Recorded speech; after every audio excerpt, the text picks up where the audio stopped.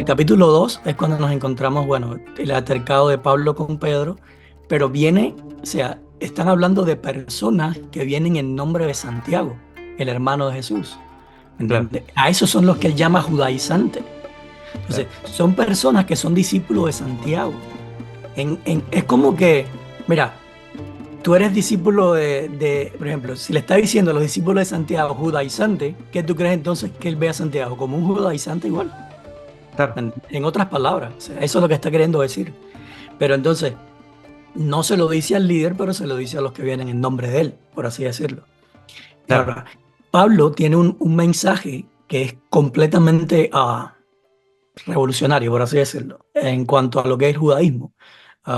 Y Pablo entonces tiene ese asunto de la teología de los dos pactos, donde él, la Torá completamente dicen, no tiene ya, aquí se murió la Torá cuando viene Jesús, muere la Torá y ahora tenemos la Torá de Cristo, por así decirlo. Claro. Que entonces es a través de Cristo todas las cosas y todo lo demás pasó o estaba destinado a desaparecer o fue dado por un periodo de tiempo, pero ya una vez que viene Jesús, ya todo eso muere y ahora tenemos algo diferente. Sin embargo, cuando tú hablas, ves a los apóstoles que hablan, ellos no veían la Torá de esa manera. Ellos veían Ujú. la Torá como un principio que seguía siendo vigente, solo que con una nueva visión de la Torá, ¿entiendes? Pero no la veían como algo que estaba caducado, por así Claro. decirlo. Cuando tú ves que Santiago habla, Santiago por eso es que mucha gente ven en lo que en la epístola de Santiago, las epístolas de Pablo ven una contradicción. Y si la hay, a pesar de que querramos hacerla coincidir o mezclarla o hacerlas compatibles las dos, sí la hay, porque realmente la hay. ¿Me entiendes? Live. Pablo Tanto es así, le tira piedras a Santiago y Santiago le tira piedras a Pablo en sus cartas. O sea, es evidente. ¿Me entiendes? tanto es así que Santiago no lo, que Martín Lutero no quiso poner el libro de Ujú. Santiago en la Biblia. Exacto, exacto. Porque decía, no, es que el libro de Santiago es demasiado legalista, demasiado legalizante, demasiado, pues eso, salvación por ley, por obras. Es de donde Santiago donde decimos, tú dime de tu fe y yo te voy a decir de mi fe por mis obras, etcétera. O sea, tanto es así. Y eso es un muy buen punto también que tenemos que mirar. Cuando leemos cada libro, también tenemos que entender cada autor. Es Ujú, cuando vemos en Hechos 15 el primer concilio en el cual viene Barnabás con Pablo después de su aventura y él bueno, viene en la gloria porque va a decir, "Buah, estos no se lo van a creer la cantidad de gente que están aceptando a Jesucristo". Y llegan allá y se ve, cuando tú lees el capítulo 15 hay, o sea, cabeza con cabeza y Pablo que no, y los otros que sí, y que no, que no, ujú. que no. Y al final hay una decisión salomónica. Y está clarísimo que hay una decisión salomónica. Es el mismo Santiago el que dice, ok, o sea, a Pablo no le van a bajar del burro, no le van No, a y bajar del Pedro burro. también habla en favor de él. Pedro también salta en favor de Pablo, ¿me entiendes? Sí. Entonces, por eso es que te digo, a veces Pablo echa, o sea, constantemente pone como que los apóstoles estaban en su contra. Sin Ujú. embargo, en varios lugares ellos lo defienden o Claro, salen en su favor. claro. Y también hay que entender también a Santiago que una cosa es lo que él pueda sentir dentro y otra cosa es la responsabilidad que él tiene como líder allá en Jerusalén de ese movimiento que es primordialmente en Jerusalén judío. Ujú, claro. Fuera de Jerusalén es gentil, pero en Jerusalén es judío. Entonces, la decisión que Santiago hace, creo que es una decisión con sabiduría en ese contexto y en ese tiempo y en ese momento. Dice, ok, Pablo y Barnabás a los gentiles. Y dice, y sin restricciones, pongámosle las restricciones de que, bueno, que no coman animales que han sido muertos, sí, asesinados, o sea, animales que han sido, ¿cómo se llama? Se ha ofrecido a ídolos Sí, efectivamente. Y inmoralidad. Inmoralidad pues, sexuales. prácticamente Ajá. todo tipo. Sexual, etcétera, de todo tipo. Esas son las restricciones. Y es como que también al mismo tiempo dice, bueno, Pablo, te dejamos ir, pero pon algo de restricciones tampoco. O sea, porque si no va a ser esto un libertinaje. ese miedo de decir, a ver, si hay libertad, libertad, libertad.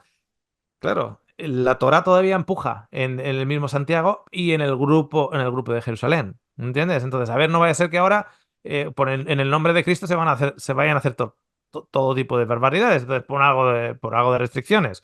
El- que no coman comidas de los ídolos y que no anden en relaciones sexuales. Que luego a Pablo dice, vale, vale, que sí. Y luego en Corintios en Corintios le dice, sí, no vale nada, come lo que quieras, a no ser que ofenda a la otra persona. ¿Ok? Pero bueno, en ese momento dice, vale, vale, perfecto. Y luego le dice Santiago a los que están ahí, dice, y para los que quieran escuchar a Moisés, o sea, ella no está dando a entender por qué por tantos días andaban de golpes. O sea, no de golpes físicos, pero sí de golpes teológicos. Y a los que quieran seguir a Moisés, dice Santiago, para ellos ya está predicado Moisés todos los sábados en las sinagogas. Así fue decisión salomónica, pero siendo una decisión salomónica, tenemos que entender que no había una unidad teológica Ujú, unificada. Teológica unificada. Porque los nuevos conversos no tenían que guardar días especiales, no tenían que tener una dieta especial, no tenían que lavarse las manos de una manera diferente, no tenían que sacrificar animales, etcétera. Y los judíos que han aceptado a Jesús, fijaros todos que en el capítulo 20 y 21 de Hechos, cuando después de muchos años regresa Pablo, los judíos cristianos en Jerusalén todavía están yendo al templo y todavía están sacrificando. ujú, Todavía están sacrificando animales. O sea que tienen esa dualidad todavía. Pero también vemos precisamente una evolución en Pablo, porque cuando Pablo llega ya de segundas allá, entre la primera vez que está en Jerusalén y la segunda vez que está en Jerusalén, entre medios está Gálatas. Pero cuando ya va la segunda vez, se ve una evolución que ha crecido, que ha madurado, que también ha madurado. Y cuando Santiago le dice, mira, que, no, que aquí me vienen estos y me dicen, ya viene este que dice que ni siquiera los niños se tienen que circuncidar. O sea, olvídate de los gentiles no circuncidándose, sino que ahora les está diciendo a los padres de los judíos en la diáspora, fuera de Jerusalén, que ni siquiera a sus hijos les tienen que circuncidar. Entonces, oye, Pablo, esto se va a convertir todo en un polvorín aquí. Ayúdame un poco, chico. ujú. Mira, rápate la cabeza, vete al templo, etcétera. El Pablo de 20 años antes le dice, ¿qué dices? Que me voy a andar yo rapando el pelo y yendo ahí, pero si estoy diciendo que no. Y sin embargo, el Pablo ya más maduro dice, vale, ningún problema. Entiendo dónde estoy, entiendo qué se requiere de mí en estos momentos, y Pablo se rapa el pelo y lleva a sacrificar al templo. Exacto, O sea, exacto. hay una evolución, hay un crecimiento de Pablo. Ahora, fíjate que hay algo que es muy importante y es que el movimiento que nace con Jesús no estaba destinado a implantar una religión diferente al judaísmo. Ujú, ¿Entendés? O sea, todos estos apóstoles que vienen con Jesús, los 12 apóstoles, eran judíos y permanecieron siendo judíos todo el tiempo. En ningún momento ellos quisieron ser algo diferente a los judíos. claro, ¿Entiendes? Entonces, Pablo, cuando él predica a los gentiles, él lleva a los gentiles para que no se conviertan al judaísmo. claro, ¿Entendés? Él constantemente les dice, ustedes no tienen que ser judíos, ustedes no tienen, aléjense del judaísmo, prácticamente, ¿me entiendes? O sea, claro, no tengan nada que ver con esto. Entonces, claro. el movimiento de los apóstoles, de los 12 apóstoles, porque Pablo es el 13 por así decirlo, el movimiento de los 12 apóstoles era judío, ¿me entiendes? Era un movimiento del judaísmo, solo que así como existía la secta de los fariseos, que era estricta con la ley, existía la secta de los saduceos, que tenían esta otra creencia, y la otra secta, ellos entonces eran una rama que dentro del judaísmo, pero que no veían la Torá de esa manera, ¿me entiendes? A pesar de que todavía la veían la Torá, pero seguían cumpliendo cosas, tradiciones del judaísmo, y no lo veían mal, ni les Claro. afectaba. Porque de hecho Jesús tampoco nunca les dijo no se circunciden. claro, ¿Me entiendes? Ni no claro, hagan esto. Pero Pablo entendió esto de esta manera, que es cuando él viene con toda la teología de los dos pactos, y entonces lleva a los gentiles a no hacerlo, y no solo lleva a los gentiles, sino como tú decías, empieza a predicarle incluso a los judíos. Y eso es claro, claro, es evidente, porque de hecho en esa misma historia de Santiago, ahí uno puede darse cuenta de lo que realmente estaba predicando Pablo y qué era lo que ellos entendían que predicaba Pablo. Porque nosotros, cuando lleguemos al capítulo 3 de Gálatas, nosotros en el cristianismo, especialmente de la religión que nosotros venimos, metemos un arroz con mango, con todo Gálatas, y queremos hacerlo compaginar para seguir diciendo que Pablo observaba la ley judía, ¿me entiendes? La ley del Sinaí, pero era claro, era evidente para Santiago y para los demás judíos que no era así. claro, Porque ahí en Hechos 21, cuando Santiago habla con Pablo, le dice claramente, aquí están diciendo de que tú no guardas la ley y que estás enseñando a no guardar la ley. ¿Me claro, entiendes? Y Pablo y Santiago lo sabía. Eso era claro, también lo que él entendía de Pablo. ¿Me entiendes? Pero entonces, para callarle la boca a ellos, ahora tú vas a demostrarle que tú sí estás con la ley. ¿Me entiendes? Y es por eso que Pablo claro, hace lo que hace. Pero, o sea, no había duda entre las personas que estaban alrededor de Pablo, entre los 12 apóstoles, de que Pablo decía, no guarden la Torá. La ley del Sinaí claro, murió. ¿Me entiendes? O sea, no existía ningún tipo de duda. Nosotros, cuando lo leemos, todavía queremos meter la mezcla y el arroz con mango porque no queremos deshacernos de la ley. ¿Me entiendes? claro, Pero claro. el mensaje de Pablo era súper claro en eso. No Y ley, de, no Torá. Sinaí murió. Ahora tenemos a Jesús. Y en Gálatas 3 él hace una exposición tremenda en cuanto a eso. Y lo deja bien claro. Todas sus posiciones en cuanto a la ley y en cuanto a Jesús.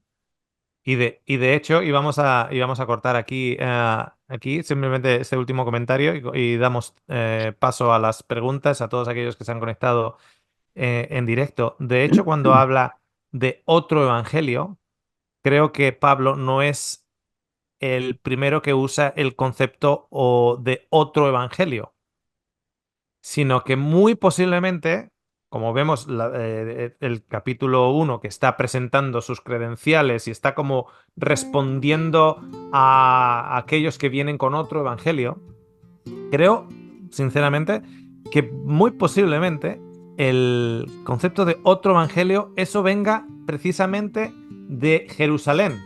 Ujú, Y la acusación es hacia Pablo. Ese Pablo está predicando otro evangelio. Es que es otro evangelio. Imagínate reunión de iglesia allá en Jerusalén. ¿Es que ese Pablo? Sí, claro. Algunos se alzarán la voz y dirán, no, pero es que pero habla de Jesús.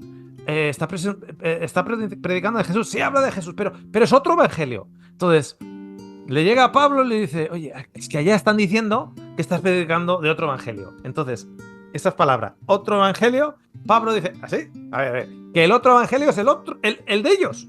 ujú, Ellos son los que tienen el otro evangelio. O sea, que no es ni siquiera esa construcción de palabras. Otro evangelio no es ni siquiera él acusando a los otros del otro evangelio de primeras, sino es una respuesta a aquellos que le han acusado a su evangelio como otro evangelio. ¿Por qué? Porque es un evangelio que no es judaizante. Es un claro. evangelio que no tiene como centro la ley y no Ujú. tiene como centro el Sinaí. Y el que No, y no ninguna lo tradición judía.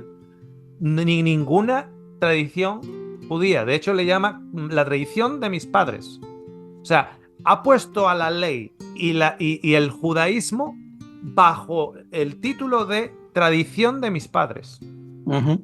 Entonces, claro, eso levanta espinas y ampollas en Jerusalén de una manera salvaje. De una manera salvaje.